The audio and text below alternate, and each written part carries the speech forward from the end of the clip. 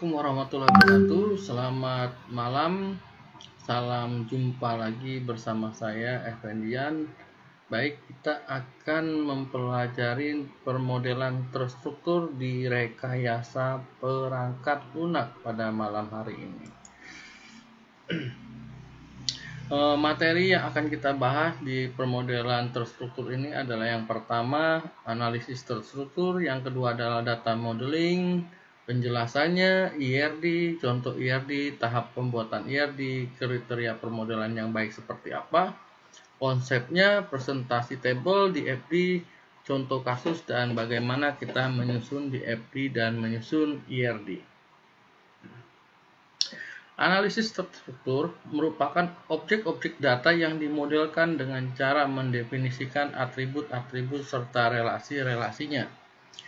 Kemudian di analisis terstruktur ini memperlihatkan bagaimana caranya mereka melakukan sebuah transformasi data saat objek-objek data mengalir di dalam sistem yang akan kita kembangkan. Kemudian mempertimbangkan data dan proses-proses yang melakukan transformasi terhadap data tersebut sebagai entitas-entitas yang saling terpisah satu sama yang lainnya. Ini adalah bagian daripada model analisis terstruktur. Di sini ada IRD, ada data flow diagram, kemudian di bagian senternya itu adalah kamus data, dan lain sebagainya yang bisa kita perlihatkan di sini. Data dictionary atau kamus data merupakan penjelasan dari semua objek data. Sedangkan IRD menggambarkan hubungan antara objek data. Di FD, bagaimana data itu ditransformasikan pada sistem dan fungsi yang mentransformasikan aliran datanya. STD adalah State Transition Diagram, bagaimana sistem bertingkah laku akibat kejadian eksternal. DOD, Data Object Description, adalah menjelaskan atribut untuk tiap objek data, dan proses spesifikasi merupakan penjelasan tiap proses pada DFD, dan kontrol spesifikasi merupakan penjelasan tiap transisi pada DFD. Data modeling, kapan menggunakan permodelan data? Jika kebutuhan-kebutuhan perangkat lunak mencakup kebutuhan untuk memperluas atau bersinggungan dengan basis data, atau juga jika struktur data yang kompleks harus dibentuk dan dimanipulasi. Analisis sistem akan menggunakan pendekatan analisis terstruktur dengan elemen-elemen yang berorientasi alirannya. Kemudian memungkinkan untuk mengidentifikasi objek data dan hubungannya dengan menggunakan notasi grafis. Menetapkan semua data yang dimasukkan, disimpan, ditransformasikan, diproduksi pada suatu aplikasi, dan hanya berfokus pada data. Komponen-komponen daripada IRD, yang pertama adalah adanya entitas, yang kedua adanya relasi, yang ketiga adanya atribut, yang keempat adanya kardinalitas, yang kelima adanya modalitas. Definisi daripada entitas merupakan sebuah objek yang dapat dibedakan dari objek yang lain. Contoh daripada entitas tersebut adalah individu, misalnya pegawai, pelanggan, mahasiswa, ataupun distributor. Tempat, kampus, kantor, lapangan. Objek itu bisa buku, motor, paket software, dan lain sebagainya. Peristiwa itu pendaftaran, pemesanan, penagihan, dan konsep itu bisa rekening ataupun kualifikasi. Ini contoh daripada entitas pada IRD. Kalau kita lihat entitas, contohnya seperti di sini ada bangunan, ada pelanggan, dan di sini ada produknya. Relasi, apa definisi relasi? Relasi itu adanya asosiasi dua atau lebih entitas, dan biasanya berupa kata kerja. Di sini simbol relasi seperti gambar belah ketupat di sini. Apa hubungan antara mahasiswa dengan mata kuliah? Di sini adalah mahasiswa mengambil mata kuliah. Jadi relasinya adalah di sini mengambil, ya. Dan di sini ada entitasnya mahasiswa dan mata kuliah. Kemudian Atribut sendiri adalah properti yang dimiliki setiap entitas yang akan disimpan datanya. Ya. Contohnya atribut pelanggan, misalnya nomor KTP, nama, dan alamat. Kemudian kardinalitas. Apa itu kardinalitas? Kardinalitas adalah angka yang menunjukkan banyaknya kemunculan suatu objek terkait dengan kemunculan objek lain pada suatu relasi. Bisa saja kombinasi yang mungkin adalah 1:1, 1:n, dan m/n. Ya. Contohnya begini di kardinalitas. Di sini ada dua entitas. Di sini adalah entitas departemen dan pegawai. Di sini ada hubungan atau relasi memiliki. Departemen memiliki pegawai. Satu departemen memungkinkan mempekerjakan satu atau lebih pegawai. Dan satu pegawai hanya bekerja pada suatu departemen. Ya. Modalitas. Definisi dari modalitas adalah partisipasi sebuah entitas pada suatu relasi. 0 jika partisipasinya bersifat opsional atau parsial, 1 jika partisipasinya bersifat wajib atau total. Contohnya partisipasi total adalah setiap anak memiliki ibu. Kemudian partisipasi parsialnya tidak semua perempuan memiliki anak. Itu modalitas. Jadi di sini ada contoh daripada entity relation diagram. Ini kita bisa buat dengan menggunakan draw.io, bisa menggunakan Visio, bisa juga menggunakan gambar yang ada di Excel maupun Word. Ya. Tapi sebaiknya kita gunakan draw.io aja yang lebih mudah untuk kita lebih rapi. Di sini ada entitasnya mahasiswa dan relasinya ambil, dan entitas yang keduanya itu adalah mata kuliah. Di mata kuliah ini akan ada namanya atribut kode mata kuliah, nama mata kuliah maupun SKS. Kemudian pada ambil di relasi ini ada total SKS yang diambil. Kemudian di mahasiswa ini ada atribut nomor mahasiswa, ada nama, ada tanggal lahir, dan ada juga usia. Di nama itu bisa kita sebutkan nama depan ataupun nama belakang. Ya. Tahapan-tahapan pembuatan IRD.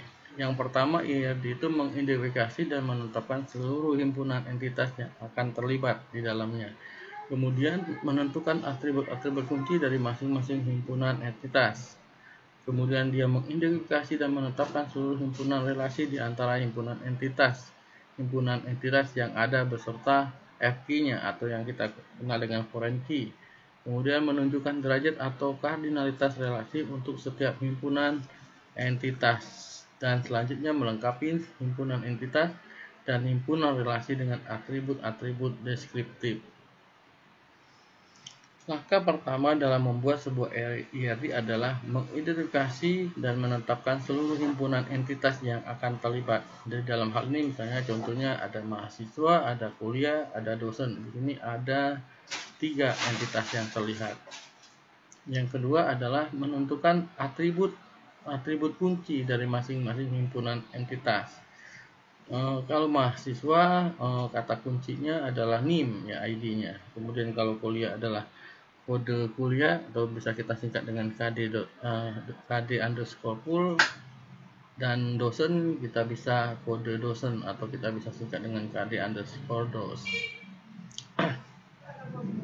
Selanjutnya mengidentifikasi dan menetapkan seluruh himpunan relasi di antara himpunan entitas yang ada beserta foreign key-nya. Misalnya mahasiswa, di sini entitasnya ada atribut NIM, kemudian dia punya relasinya mempelajari. Mempelajari itu ada atributnya adalah NIM. Kemudian apa yang dipelajari sama mahasiswa berarti ada kode kuliah di sini di dalam relasi mempelajari. Kemudian kuliah di sini ada kode kuliah, ya. Karena kode kuliah ini nanti berrelasi dengan mempelajari di sini. Ya, kemudian lanjut di kuliah akan mengajar. Dosen akan mengajar, ya. Kuliah ini mengajar dosen. Di mengajar tentu ada kode kuliah maupun ada kode dosen. di dosen ini sendiri akan ada kode dosen, atau bisa kita singkat kode underscore dosen. Kemudian menentukan derajat atau kardinalitas relasi untuk setiap himpunan entitas ya. Di sini mahasiswa NIM, di sini N-nya mempelajari kuliah, di sini ada NIM kode kuliah, di sini juga ada N, kemudian kode kuliah, kemudian selanjutnya mengajar, kode dosen dan dosen sendiri, jadi NN1 derajatnya. Kemudian melengkapi himpunan entitas dan himpunan relasi dengan atribut-atribut deskripsinya. Di sini tentu saja di mahasiswa mempelajarin, di sini NIM kita melengkapi mahasiswa dengan nama mahasiswa. Kemudian di mempelajarin kita akan ada NIM, kode kuliah, dan kita akan ada tambahan nilai di sini di atributnya. Kemudian di kuliah itu ada kode kuliah.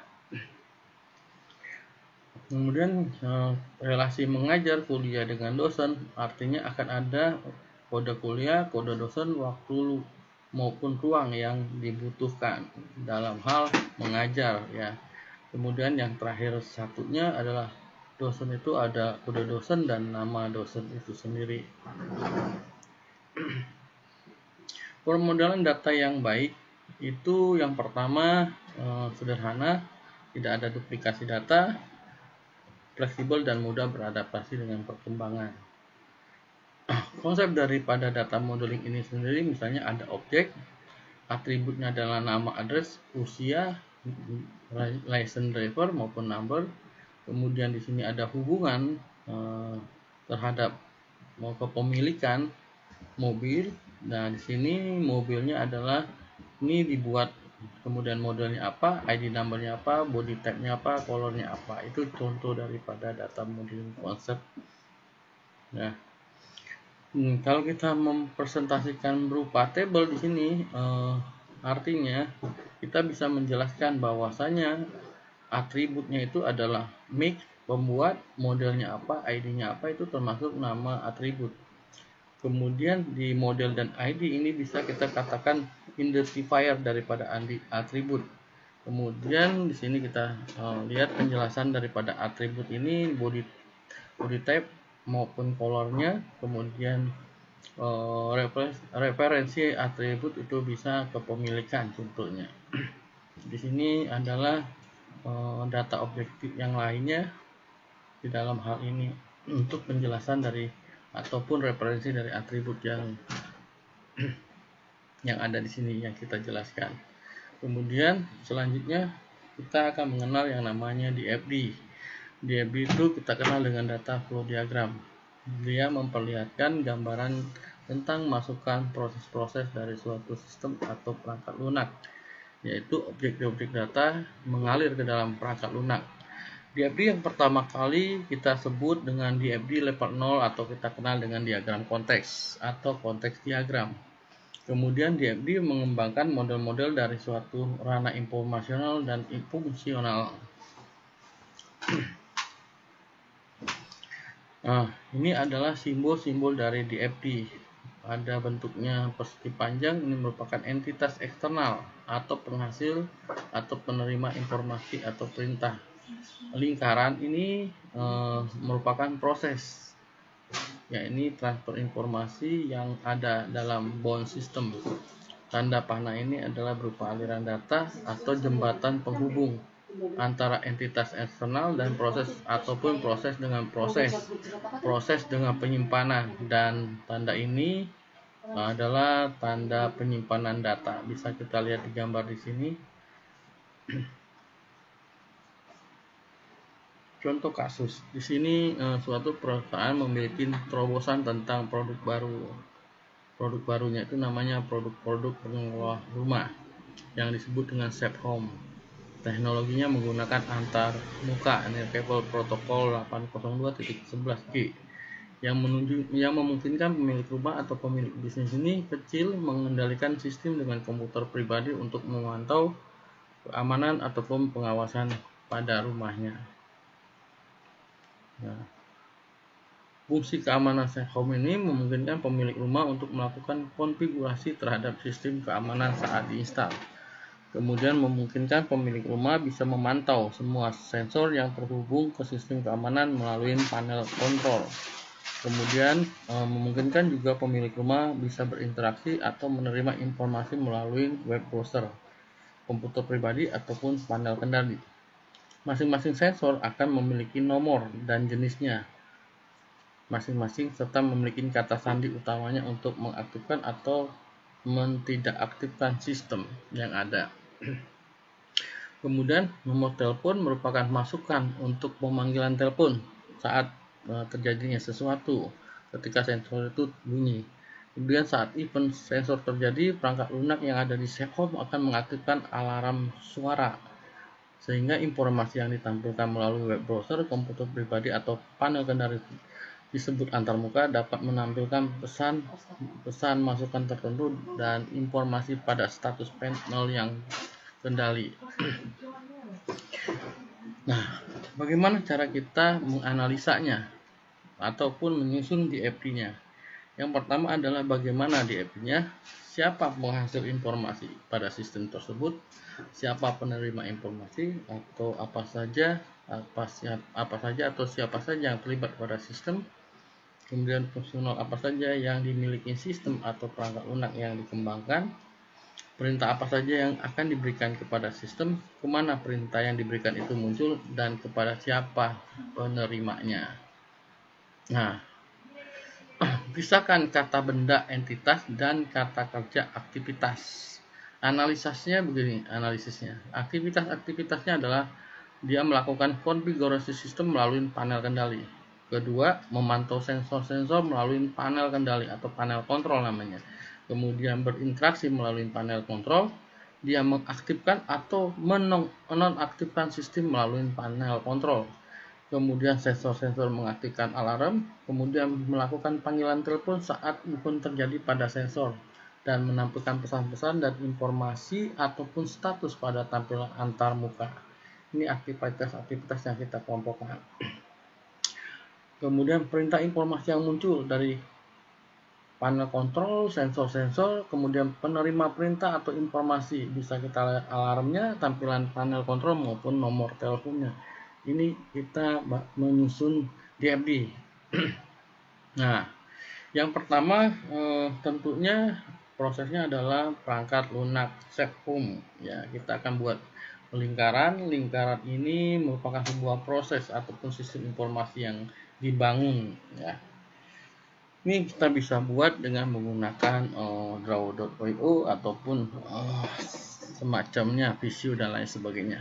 Nah, di sini ada 5 faktor entitas eksternal. Ada panel kontrol, kemudian ada sensor-sensornya, kemudian ada tampilan panel kontrolnya, ada alarm, dan ada jaringan telepon. Di sini ada 5 entitas ya. Nah, ini namanya adalah diagram konteks atau kita kenal dengan DFD level 0 ya, fungsi keamanan Safe Home. Nah, di sini sensor-sensor itu akan masuk ke perangkat lunak Safe Home. Begitu juga panel kendali. Ini perintah dari pengguna dan data-data di sini. Kemudian diproses dan ditransformasikan, maka keluarlah informasi, menampilkan informasi. Nah, tampillah panel kendalinya seperti ini kita buat. Nah, setelah dua panel kontrol ini maupun sensor-sensor ini masuk ke dalam perangkat lunak software ini, maka ditransformasi sama proses ini dan keluarlah alarm atau jenis alarm, dan kemudian keluarlah pemilihan nomor-nomor telepon. Nah, ini terhubung dengan jaringan-jaringan telepon yang ada di sini. Kemudian kita bentuk DFD level 1 lah ya. Nah, bagaimana membuat level 1-nya DFD? Di sini kita bisa lihat yang muncul proses-proses itu adalah yang tambahannya bagaimana berinteraksi dengan penggunanya, prosesnya, bagaimana mengkonfigurasi sistem, bagaimana mengaktifkan dan nonaktifkan sistem, prosesnya, kemudian bagaimana menampilkan pesan-pesan dan status, kemudian bagaimana memantau sensor-sensor itu. Nah, ini adalah 6 lingkaran yang ada di sini, 6 proses, dan di sini untuk entitasnya tetap jadi 5. Nah, ini mempermudah kita pada diagram level 1. Jadi ketika panel kontrol ini berinteraksi dengan pengguna, maka prosesnya ini akan masuk ke mengkonfigurasi sistem. Nah, ketika mengkonfigurasi sistem, maka akan adanya penyimpanan data di sini, informasi konfigurasi. Ya. Kemudian di waktu berinteraksi dengan pengguna, ini bisa proses ini akan mengeluarkan start atau stop, ya, mengaktifkan atau tidak mengaktifkan. Kemudian proses ini akan mengeluarkan atau mentransformasikan menjadikan menampilkan pesan-pesan dan status, ya. Nah, tampilan status ini akan muncul di eksternal setelah diolah, ya, tampilan panel. Kemudian dari entitas sensor-sensor ini, status sensor ini akan memberikannya ke sistem operasi di sini atau prosesnya, dan prosesnya akan mentransformasi dan mengeluarkan jenis alarm maupun pemilihan nomor telepon, dan itu akan berhubungan berrelasi dengan entitas jaringan telepon. Nah, bagaimana dengan level 2-nya setelah level 1 sudah kita dapat? Nah, di sini tentunya akan tambah beberapa proses lagi. Yang pertama adalah membaca sensor-sensor itu seperti apa, kemudian penilaian atas pengaturannya seperti apa, format tampilan, menghasilkan sinyal, dan penekanan tombol-tombol telepon. Nah, ini adalah lanjutan daripada diagram level 2, ya. Nah, kemudian setelah kita mendapatkan diagram level 2, otomatis udah selesai di sini, ya. Sudah selesai. Oke. Nah, untuk di episode ini kita akan memberikan latihan contoh soal, yaitu bagaimana membuat sistem informasi ojek online. Jadi di episode level 2 ini kita pahamin bagaimana cara membuat prosesnya, bagaimana cara membuat menentukan entitasnya dan data yang akan kita simpan. Kemudian bagaimana cara menyusun IRD-nya, dan apa saja objek data yang muncul, dan atribut apa saja yang muncul pada masing-masing objek data, dan relasi apa yang terjadi pada masing-masing objek data tersebut. Nah, urutan kerja untuk menyusun IRD ini adalah: 1. Melakukan analisis data modeling IRD dengan menentukan objek data, menentukan atribut, menentukan relasinya, dan kedua adalah langkah-langkah pembuatan IRD. Kerjasamanya saya ucapkan terima kasih, dan bila ada kata-kata yang salah saya mohon maaf. Wabillahi taufiq wal hidayah. Wassalamualaikum warahmatullahi wabarakatuh.